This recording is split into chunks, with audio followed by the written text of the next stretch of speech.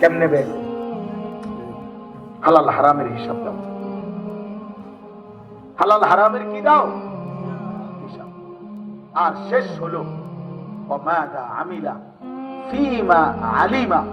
আমার কোরআন আমার সুন্নাহর কথা ওলামাদের জবান দিয়ে হোক, নিজে পড়ে হোক, কোরআন সুন্নাহর যা কিছু শিখছো শুনছো সেই অনুযায়ী কতটুকু আমল করেছ সেটা বলো। তুমি কি শোনো নাই নামাজ 5 ওয়াক্ত? বলো বাবা, তুমি কি শোনো নাই ফজরের নামাজ একজন মুসলমানের উপরে ফরজ?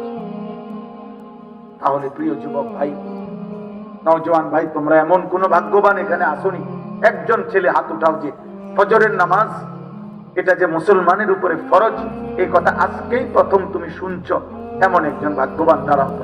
আমি তোমারে নগদ 100 টাকা দিব, 500 টাকা দিব, নরেন্দ্র আলম ভাই দিব।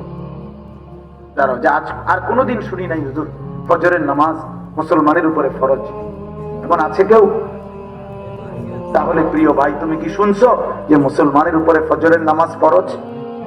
নওজওয়ান ভাই বলো না, স্বীকার করো। তাহলে এমন জীবন কেমনে শেষ করলাম? 365 দিনে 1 বছর চলে গেছে, কোন দিন একদিনও ফজরের নামাজ পড়লা না। এমন নিকৃষ্ট মুসলমান কেমনে হল?